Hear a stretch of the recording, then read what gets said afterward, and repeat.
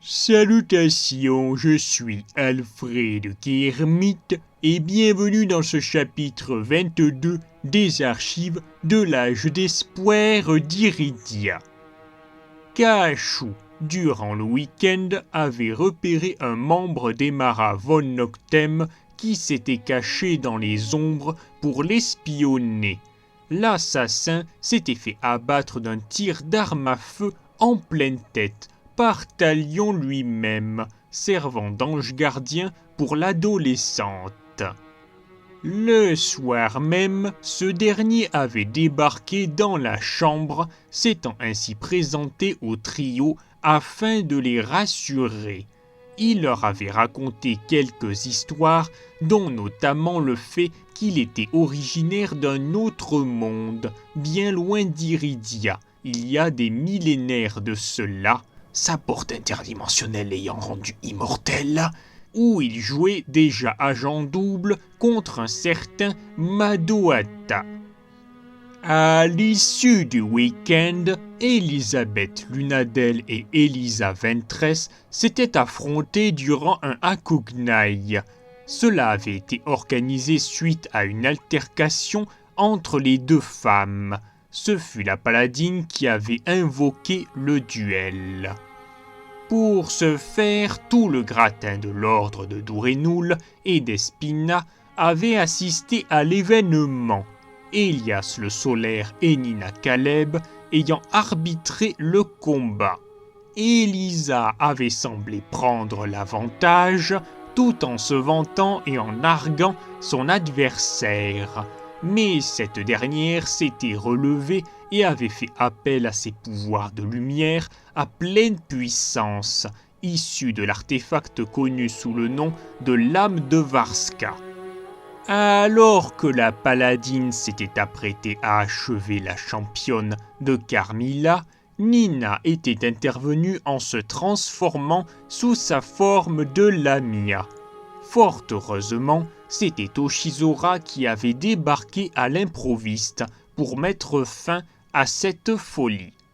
1 an plus tard, la situation s'était quelque peu dégradée entre l'ordre de Dourenoul et le Gant Rouge.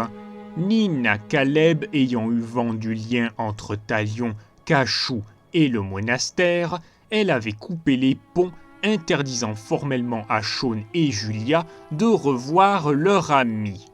Mais ces derniers avaient fini par fuguer pour retrouver la petite ninja. Nina s'était lancée à leur recherche, les retrouvant auprès d'Elisabeth et Talion, qui avaient tenté de lui faire entendre raison. Mais en vain. La haine de la lady à l'égard du propriétaire de porte était trop enracinée.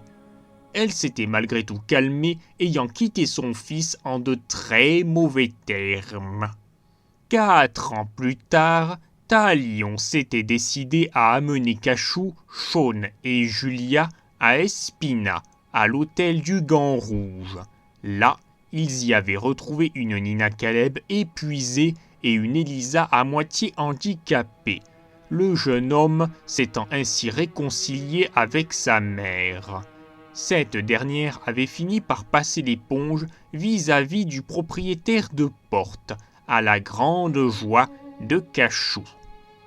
Ainsi se conclut ce 22e chapitre qui clôt la première partie de l'acte 2 des archives de l'âge d'espoir d'Iridia. La prochaine session entamera la deuxième partie consacrée à l'âge adulte de Cachou Lunadel. Merci à vous d'avoir écouté et regardé. À très bientôt. C'était Alfred Kermit. À vous les studios. Pow!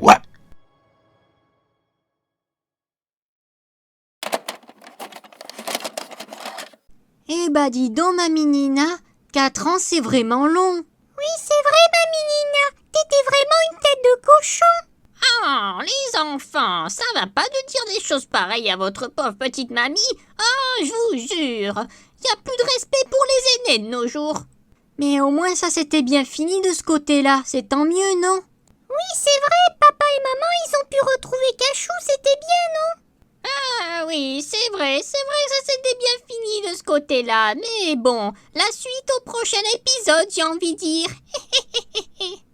Allez, filez les enfants, il est temps de rentrer chez vous maintenant, les vacances sont finies. Hop, hop,